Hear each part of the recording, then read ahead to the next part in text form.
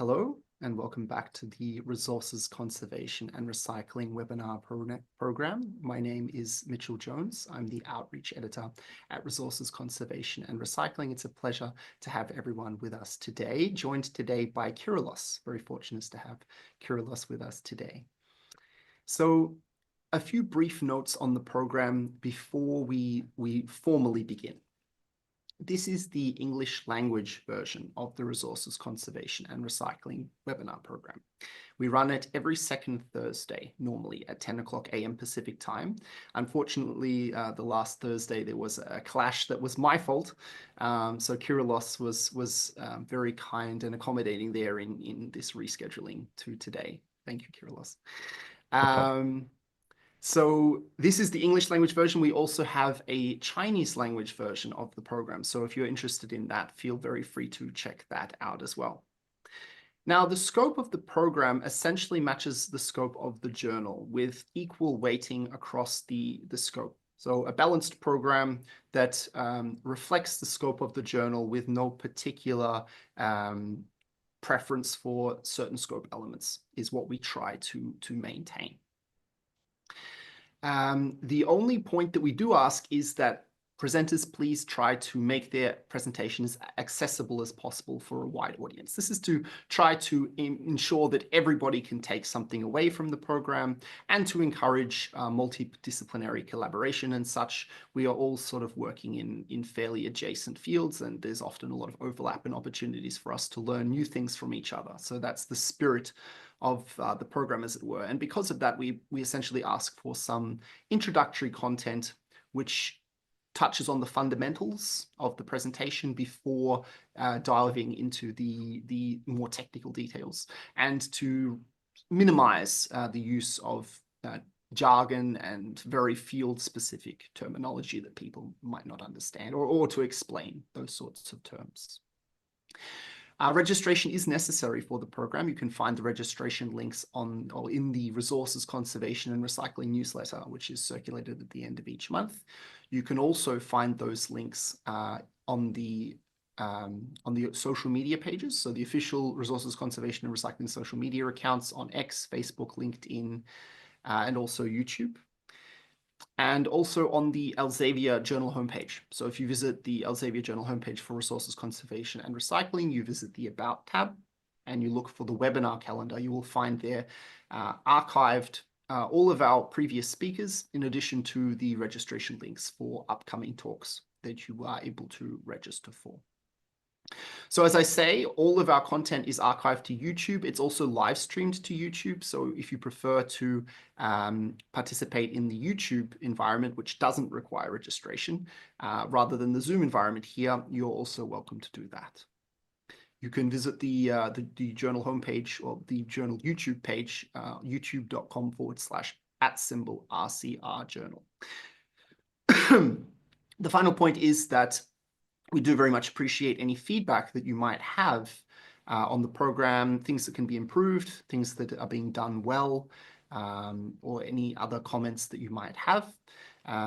All very seriously considered and taken into account when looking at changes that can be made to the program. You'll have the opportunity to leave any feedback that you might want to provide at the end of this program. When you close your Zoom, you will be given a survey. And if you would like to fill that out, it's a 60-second survey, just a handful of questions, I think 7 questions, very short, multiple choice questions. And it does help us to develop the kind of program that you are wanting to see. So without further ado, I'm going to bring up the program for today.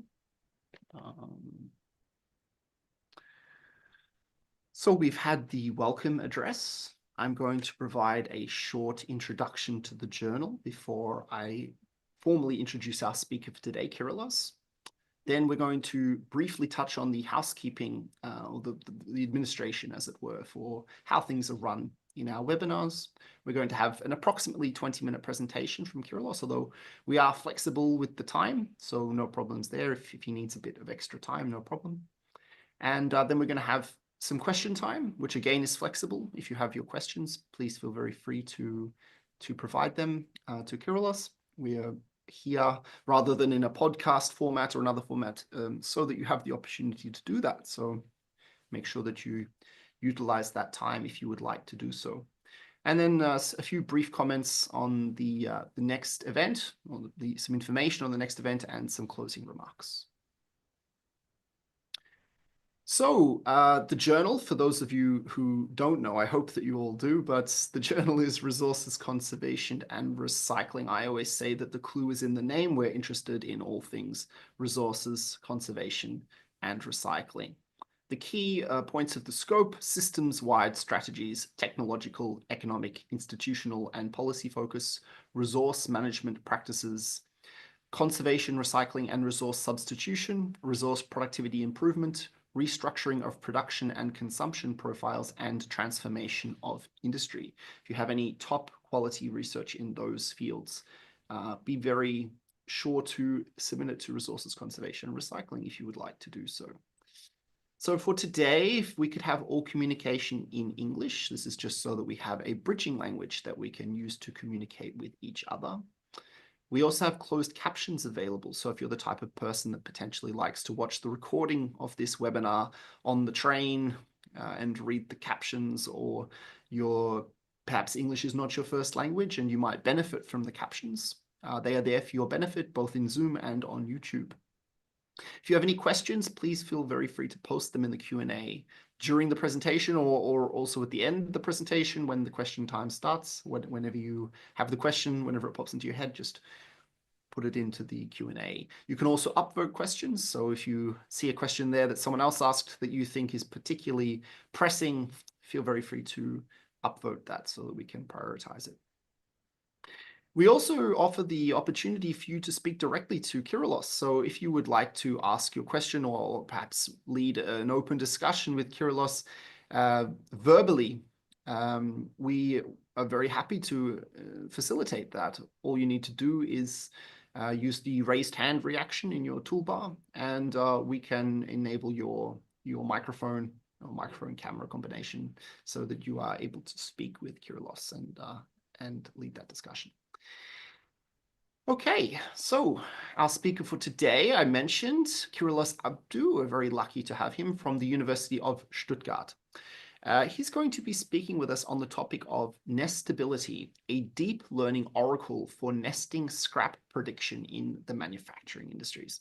So Kirolos ABDOU is a project manager for AI solutions at Trumpf and a PhD candidate at the University of Stuttgart. His research focuses on applying deep learning and deep reinforcement learning to solve complex challenges in the manufacturing industry, particularly the nesting problem, which involves optimizing material utilization.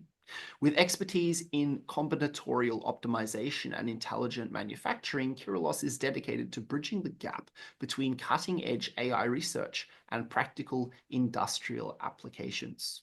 His work drives sustainable production through AI-driven solutions, contributing to the transformation towards more efficient and resource-conscious manufacturing systems. A big welcome to Kirolos. Thank you so much for being with us today. And I will now stop sharing my screen so that you are able to share yours. Thank you much for the nice and kind presentation, and thank you for the invitation to this webinar. I'm really glad and honored to be with you guys today. I would love to present you to a topic of Nestability, a deep learning oracle for nesting scrap prediction in manufacturing industry. In fact, this topic was published as a paper in the RCR journal with the same title. My colleagues and me and many students actually have been working on this topic for 1.5 years. I would like to start by first highlighting three important keywords that would help us going through this presentation. The first keyword is nestability, which is a combination of two words, nesting and ability, and therefore I would like at the beginning to introduce you to the nesting problem. What is nesting in manufacturing industry? What is the importance of nesting? What is the applicability of nesting? What are the domain that applies nesting? The second keyword is scrap prediction.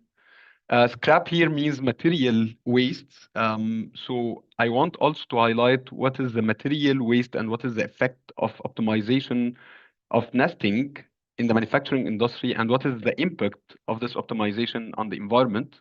And at the end, I want to focus a little bit more on the technology used, which is deep learning.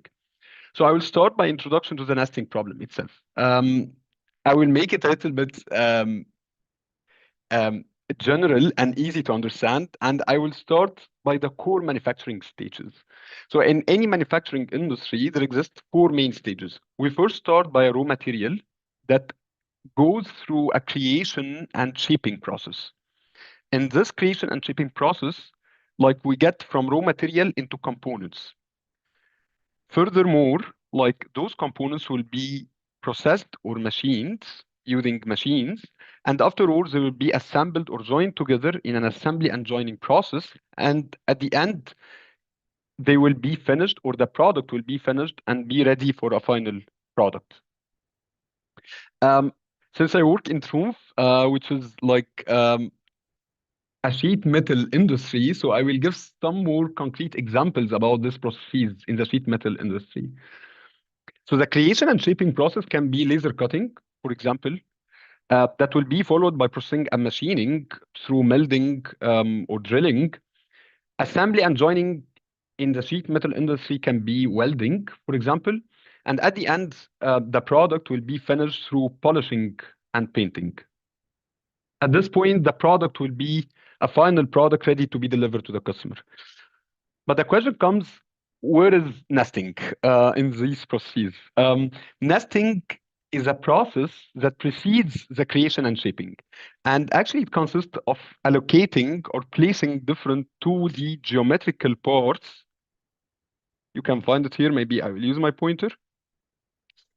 Um, on a raw material sheet.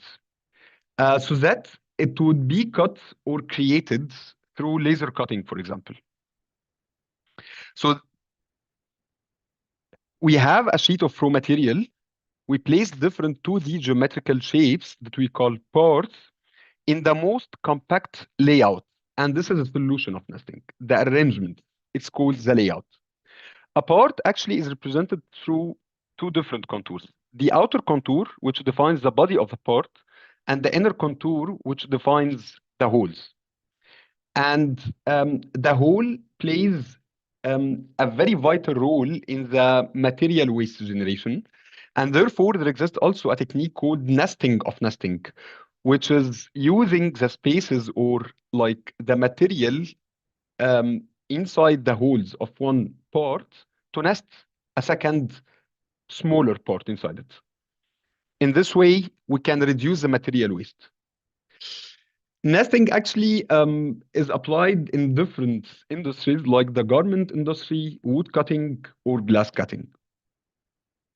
It might sound that the nesting, it's really a manufacturing related process and it's not very proximate, I would say, to our real life. But in this slide, I want to mention, or I want to hint that the nesting is a very common problem that we face in our daily activity. So one of those examples is the 1D nesting, one-dimensional nesting. Imagine that we have a bin with 100 different slots and we have 100 different boxes and we want to arrange these boxes in the most suitable way in this 100 slots. Actually, this problem we're facing daily, or I would say on a regular basis in the parking lots. So imagine that we have a row of parking lots and we have different cars with different sizes and we want to optimize the parking of those cars so that we park as many cars as possible while reducing the unused spaces in the parking lot. The number of solutions or of possible solutions is 100 factorial, which is equal to 10 to the power of 158 possible solutions. Actually, this is way bigger than the number of atoms in our universe. And this gives some kind of a hint about the complexity of the problem. Other examples of the nesting problem in our daily life is the 2D problem, which actually you are facing in many digital or board games, like the puzzle or Tetris. Or even in the warehouses, we are facing the 3D nesting, which is like packing or stacking different packages on pallets for being transported or delivered to our customers. Or maybe the most easiest example is packing our groceries into bags in the supermarkets. So the nesting problem is a problem that we face on a daily or regular basis in our daily activities. But actually, the 2D nesting and specifically nesting is a very complex problem because, like, first of all, it uses very irregular geometrical shapes. So those shapes that I'm showing here actually are coming from real industry. This tree-shaped or like this horse head, those are some kind of data that we used in real application nesting.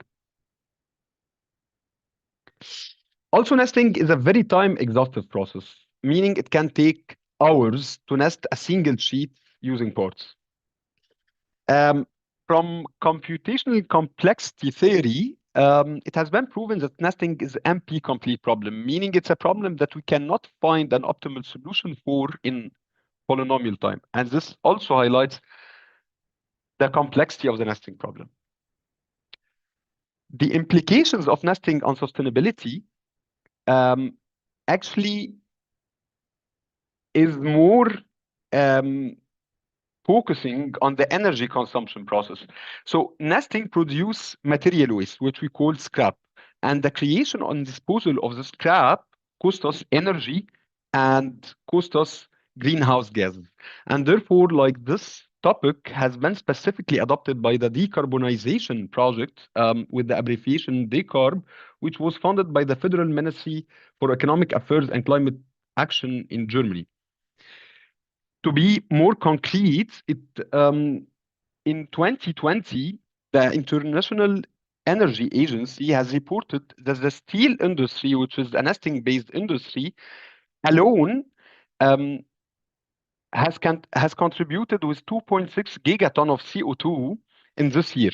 This is actually equivalent to 5% of the overall emission of the EU of CO2, or also equivalent to 7% of the global emission of CO2.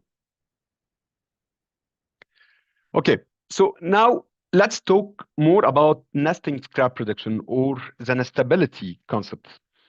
As potentials, if we can predict the nesting scrap or the material waste that will be produced from nesting without going through the nesting process, we will have many benefits.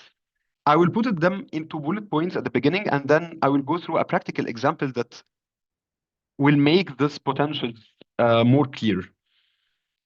So the first potential is better production planning. So manufacturers can plan ahead what they will produce and what is the material waste they will produce. It will also help for a better resource management. Of course, it will reduce the material waste and it will lead to cost savings and time efficiency. To make these potentials more practical or tangible, I brought here some kind of practical example. Imagine now that we are in a manufacturing industry based on nesting, and we have a customer that came up with an idea of cutting or producing this part. To produce this part, the manufacturer has two options: either to use a new sheet of raw material, and this actually will produce a lot of material waste, or to use like a previously and partially nested sheet from his order backlog, which will be more sustainable. So this will be the first step. We select to use a previously or partially nested sheet. The second step would be that we want to know what is the sheet or what is the best sheet to use so that we produce the least possible material waste. We cannot do this step unless we have some kind of prediction technique about like the scrap that will be produced from nesting without applying nesting itself. So for this, in the second step, we'll apply this technique for all the partial sheets that we have, and we calculate or predict the scrap that will be produced. And based on the scrap, we'll decide which sheet would at best use to produce the minimal possible wasted material. And this was our motivation. We wanted to estimate the area of the scrap of a single part while considering the geometries of the nesting set And the nesting set here are the set of all parts that we want to nest on a single sheet without knowing their arrangement, without knowing their layout. In other words, without applying the nesting process itself. The challenges here are basically two main challenges. The first challenge is that um, the part geometry has a big impact on the scrap produced. As an example for this, this two geometries have the same area. So in concept, they have the same area. But in practical, they don't produce the same scrap because one of them has holes inside it and the other is solid. Another challenge is that the geometries of the nesting set, in other words, the geometries of the other parts that will be nested on the sheet also have a big impact on the scrap of a single part. As an example, we can start from left to right. Now imagine that in gray here, this is a sheet of raw material, and we have two geometries, two very basic geometries, a square and triangle. Yeah. And now we want to nest a new part on the sheet. If we use a second triangle with the same area, exactly the same area, the geometry of the square and the geometry of the previously nested triangle, which is in green, will not allow the nesting of more than one triangle, which is now in orange. But if we replace this triangle with a circle, which is here shown in red, with the same area, the geometries of the square and the triangle will allow us to nest two circles. And this means that the area of the geometry or the area of the part does not affect the scrap. Rather, the geometry of the part itself is affecting the scrap. So to have some kind of scrap prediction, we should consider the geometry of the single part for which we want to predict the scrap and the geometries of all the other parts that will be nested on the same sheet with this part. And now I will move to the technique used or the methodology used to predict the nesting scrap from only the geometries without going through the nesting process itself. So here we use deep learning. So deep learning is basically using neural networks or learning neural networks, the scrap that would be produced. And our approach is based on three main components. The first component is called the part autoencoder. A part autoencoder or autoencoder in general consists of two main blocks, the encoder block and the decoder block. The part autoencoder takes as input an image of the geometry that we want to calculate the scrap for, and as an output, it tries to reconstruct this image again. In between, it learns something that we called geometric information vector, which is here the GN vector. And this vector, for us, represents the geometrical information included in the geometry of a specific part. The second component is called layout information vector. Also, as an autoencoder, the layout autoencoder consists of two main blocks, the encoder and the decoder. But now, as input, we give the layout autoencoder an image that is, in simple words, it's some kind of stacked geometric information vectors of all the parts that will be nested on the sheet together. This is this image. And again, the layout autoencoder tries to reconstruct this image as output.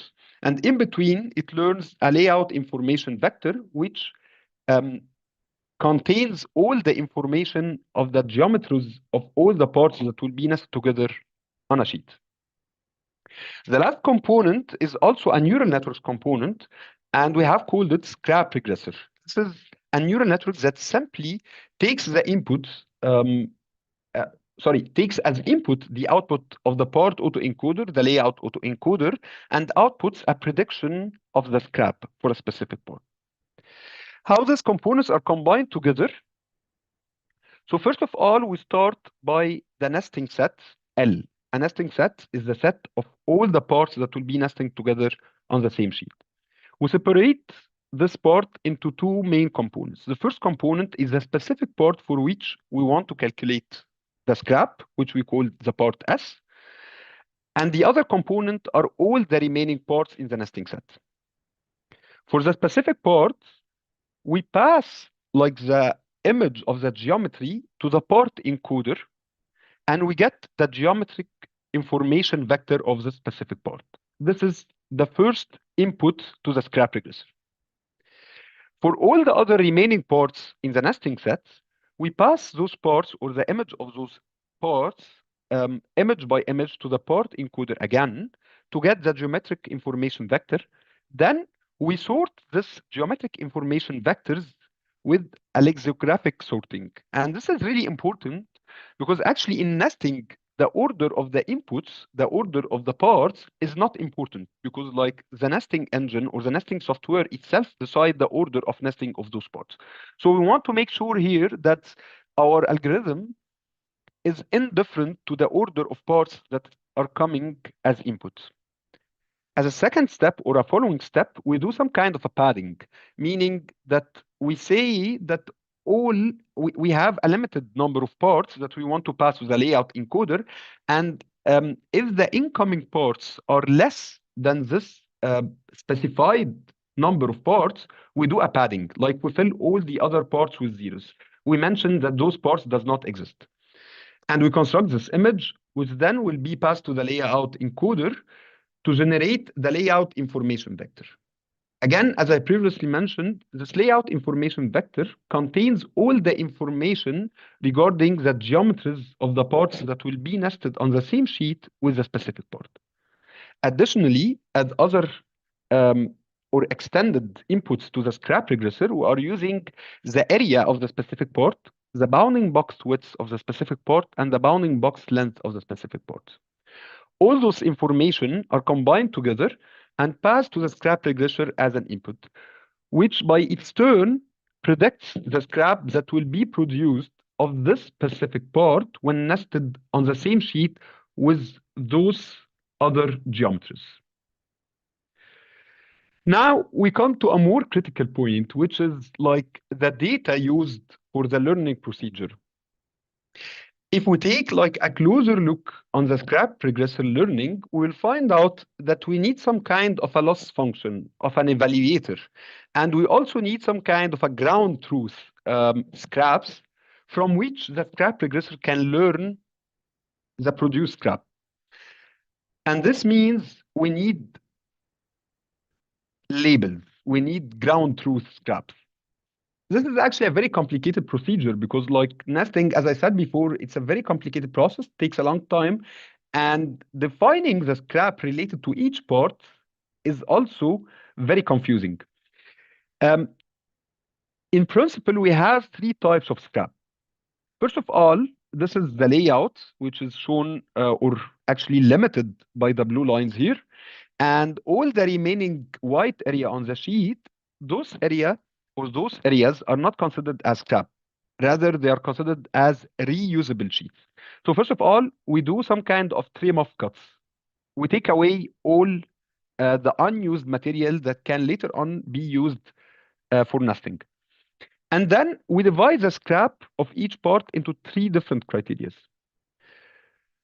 The third category of scrap is the dilation scrap, which is basically a distance or an offset that should be kept around the part on the sheet to avoid any deflections or to avoid any defections during the cutting process. And this is actually is linearly related to the perimeter or to the geometry of the part itself. The second type of scrap is scrap-related holes.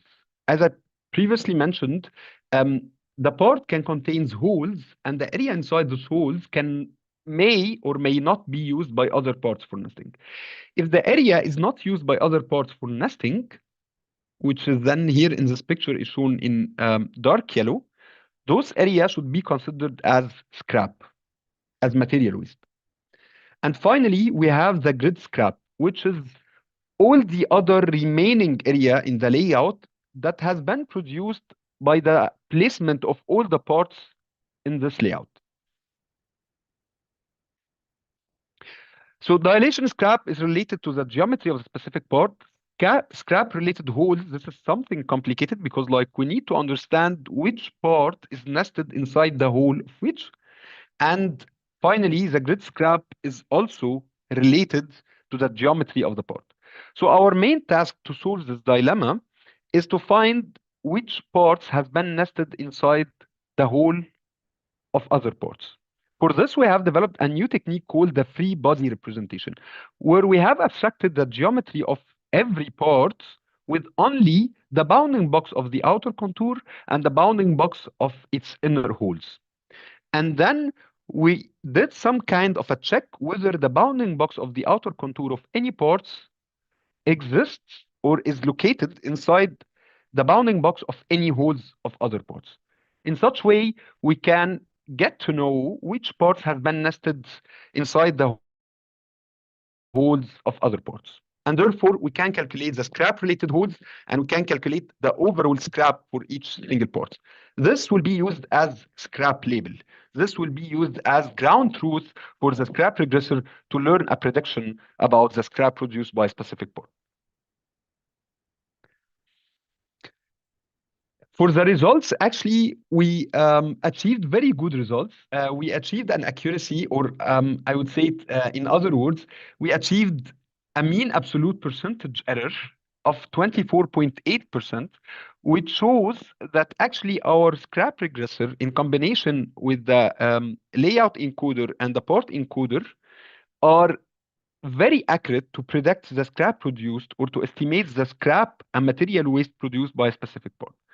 This graph actually shows like the distribution of the ground truth scrap or the labeled scrap and the predicted scrap, like on the X and Y axis up and to the right. The straight line here, this represents the similarity or the equity. So the more the points on this graph are close to the straight line, the more similar are the results between the prediction and the ground truth scrap. One more interesting graph that I wanted to show here is that is this figure. This figure actually represents the scrap prediction against the ground truth scrap of 3 unique parts with different layouts. The importance of this the importance of this figure lies in the fact that it proves 2 things. First of all, like we have, like you can see here in blue, let's say for example, we have part 1, and the geometry of part 1 is different than the geometry of part 2 and part 3. First thing to show here is that like part 1 has actually different scraps with different layouts. And this proves the first hypothesis that we have assumed at the beginning, that the geometries of the other parts affect the scrap produced by a specific part on the layout. The second thing that has been proved by this graph is the accuracy of our algorithm. Because like while changing the layouts for the same part, we are getting a very accurate or highly accurate prediction for the scrap produced by this specific part. Although that the results actually are quite good and our estimation is very accurate, we have some kind of limitations. First limitation is that like the data collection procedure is very time consuming and very hard. And that's why at the beginning I mentioned that it took us around 1.5 years to develop this idea. So we have limited the application of this algorithm only for sheet metal manufacturing because those were the data by the time of this research, those were the data available to us. In the future, we want to explore like the accuracy or to test the accuracy of our algorithm using other data sets from different other manufacturing industries. It's very intuitive now and problem inherent that data collection for the nesting scrap prediction is time intensive and time consuming. So in the future, it would be nice if we can develop a framework or like a pipeline for data collection and preparation. At the end, we have used or we have represented the geometries of the parts in images. This is actually nice and good, but the resolution of the representation of the geometries or the resolutions of the images used might differ from one industry to the other. So if we have more fine details, we will need to have higher resolution. And this means that we would also use higher performance computing to represent the geometries. Okay, so yeah, now I come to the end of my presentation. I want to thank you all for your interest and time for this presentation. Back to you, Mitch. Thank you so much, Kirolos. What an interesting presentation. I have to say that I didn't even know what nestability was at the start of the presentation, and now I'm excited about it. So you've done something right there. Um, I will just note now that the question time is open. If anyone would like to post a question, you're very welcome to do that in the Q&A chat. Or of course, also if you prefer to ask your question verbally, we can also accommodate that. I think you've got your microphone muted, Kirolos. You might want to leave that. Yep. Yes, you might need it. But just to give people the chance, if they maybe still thinking of questions to kick things off, I actually had a few questions of my own because, as I said, you have piqued my interest a little bit there. So this nesting that you're talking about, I was wondering if you could perhaps give us, I mean, obviously you know something about it from having worked at this company. And I guess it's given the field in metal working there, it's probably very important. I wondered if you could give a brief overview of sort of the history, very brief overview of the history of this kind of nesting. Because obviously it must be something that has been done for a very long time. I suppose as long as they've been cutting metal, they've been wanting to cut less metal. But at the same time, I suppose it hasn't jumped from people just taking paper forms and trying to figure out the best layout to what you're doing now. Is there what sort of happened over the years with this kind of theory, That's this field? that's actually a very interesting and nice question. Nesting can be included under the operation research field, and actually this field has been deeply and intensively researched after the Second War. The Second World War. And this is due to the intensive logistics, the intensive care for like warehouses, packing, and so on. And therefore, like the nesting problem comes into light, and it got very intensively researched over the last 3 decades. Um, the most focusing research on nesting is actually on the optimization of the nesting problem itself, on the optimization of the placement of the parts on the sheet. Um, but it comes to my mind that there exists another aspect. Maybe we cannot be only optimizing, we can also be predictive. So we can predict in advance what will be produced out of the nesting. Nowadays, nesting is a center of importance of many research because, as I said before, uh, it contributes a lot to the greenhouse gas emissions and has a very high environmental impact. And therefore, for example, the decarbonization cooperative research has been focusing on this topic, specifically on this topic, on the material waste, the material produced by nesting, and how we can optimize or how can predict the wasted material that will be produced from the nesting. Other examples from the nestings, as I mentioned before, we can see in our daily life, like in the parking lots, in packing our groceries, uh, maybe in video games or actually in board games and so on. In the logistics, in warehouses, in packing pallets for transportation and so on. And as it happens, you've actually just answered coincidentally the audience member's question that is asked. Okay. I'll just note that somebody did ask, can you give us more examples of applications of nesting? So you're one step ahead. There you go. Very good. Okay, Um, perfect. so the next thing I was wondering was, so this sounds to me like it's quite a big field. So is this something that in terms of what methods are available, a lot of what you've done there looks, it's all maths based, obviously. Yes. So is this something that has been Is there software available for this, or people need to develop their own programs? How is this done traditionally? So obviously you're taking things a step further with the deep Yep. learning and things like that, but how is it traditionally done? It's done using like commercial software, or you develop things yourself, or That's true. So actually nowadays there exist many commercial softwares for the nesting and optimization of the layouts produced by nesting.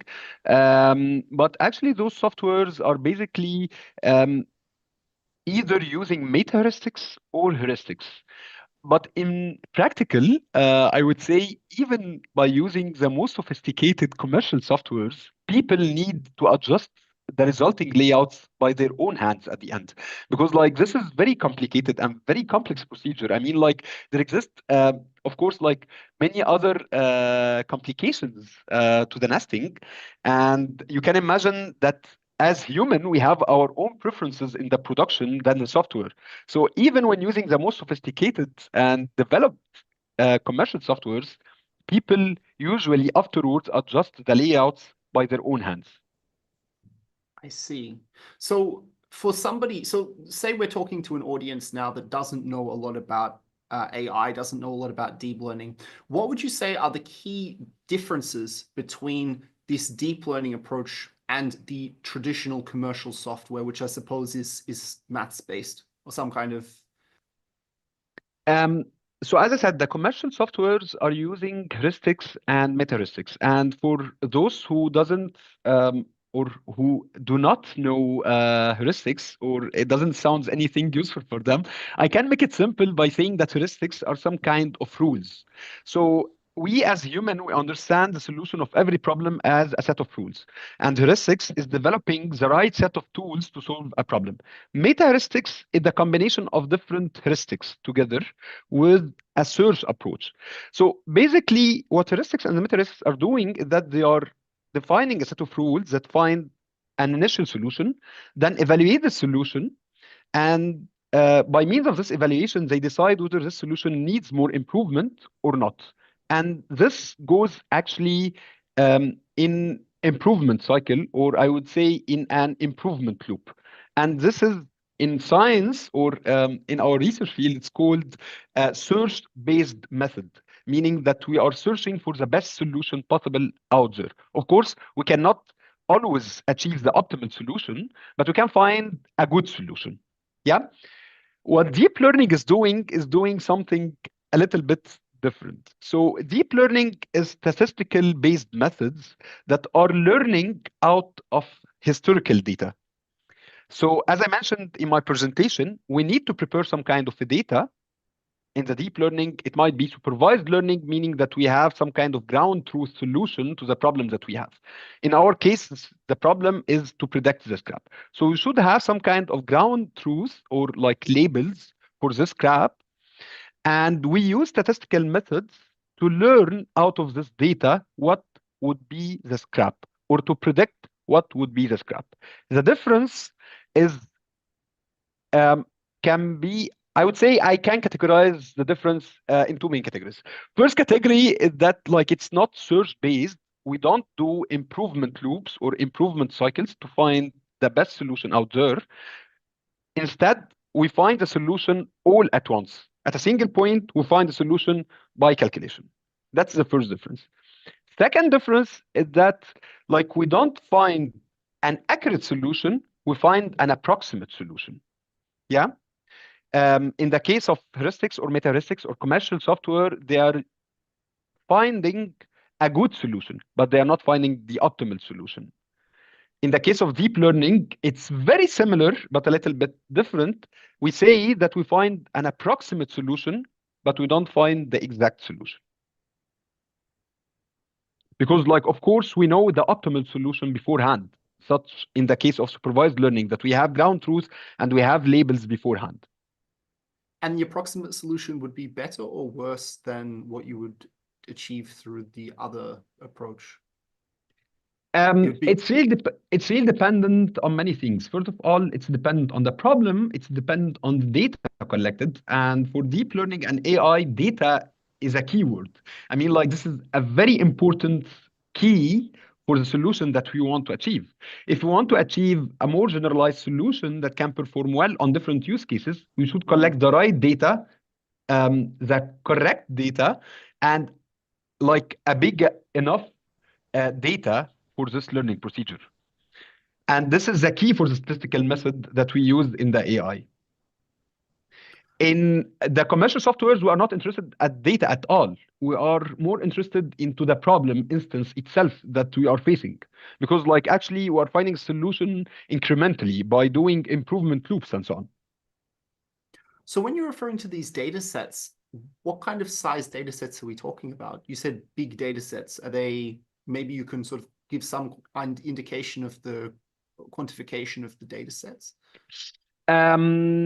Again, it's really application related question, but I would say that let's talk, for example, about like a very well known AI application nowadays that we all or most of us knows, which is ChatGPT. ChatGPT is using billions of data.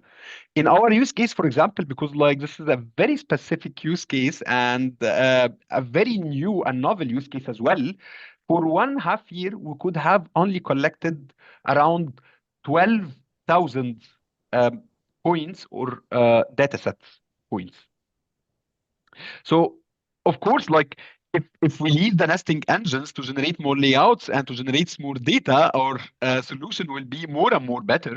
But for now, it took us like around 1.5 years to generate this data set.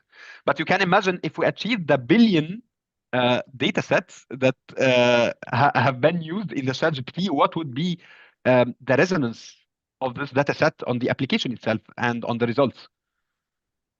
Absolutely. Well, in 1.5 years, I mean, as you continue to work on it, perhaps that's something that will expand. I wondered if you had any initial numbers. I mean, maybe this is a difficult question to answer, but I just sort of wondered whether you had any initial numbers on how much better the solutions that you are generating are than the existing methods in terms of like cost savings or environmental benefits or things like this, perhaps something sort of big picture that sort of might illustrate the research impact in a sort of way that a general audience could appreciate. Yes, that's actually a very good question as well. I will start at the beginning by explaining what were we comparing our results to. So usually in the sheet metal manufacturing industry, people are using the bounding box of a geometry to decide the scrap that will be produced or to predict the scrap that will be produced. Our results, I mean, like we have implemented different models and different architectures for the neural networks. And I would roughly say that our worst solution was around 10 times better than the estimation using the bounding boxes. This is our worst solution. I cannot now grasp, it's not actually into my mind now, like the accurate number about like our best model and in comparison to the previous methodology. But I believe this figure is actually, I would say it's significant on its own. I mean, yes, a factor of 10 differences. I think most people would say that's a considerable improvement. Yes. Yep. Because, you know, sometimes it's a percentage improvement Yes. and even a percentage improvement on like large manufacturing runs would be probably quite a considerable cost saving and environmental saving. So a factor of That's true. 10 is crazy. Yeah. Yep. That's fantastic. Okay, so I think then I've had my questions. If there are no more questions from the audience, then, well, it's probably time for me to, well, first of all, I will start by thanking Kirolos very much. Thank You you. so much for your presentation. Thank you so much, Mitch. I really saw the effort that went into making that presentation interesting and accessible for a broader range of people than given that it is quite a complex topic. So I really thank you for that, Kirolos. You Thank really you did so a much. great job there. Thank you. Okay, so well, I'm going to bring up my screen again then, so that I can give you the yes. So first of all, I wanted to wish everybody happy holidays. I don't know, I'm sure we have a broad range of religious backgrounds. So for those that celebrate Christmas, Merry Christmas, but for everyone else, happy holidays. Um, we are going to, well, we actually finished now for 2024. This is the last webinar for 2024. We will be starting again in 2025 with Alessandro Cesaro and Michela Gallo from University of Napoli Federico II and University of Genova, both in Italy. They're going to be presenting their presentation on WEEE, Sustainable Recovery in a Life Cycle Perspective. That's going to be on Thursday, January the 16th, 2025, next year. So, thank you again so much, Kirolos, for your wonderful presentation. Thank you for those that joined us, and to those watching this on YouTube later also. Yes, I wish you all a happy holiday season. I'm looking forward to seeing you all next year.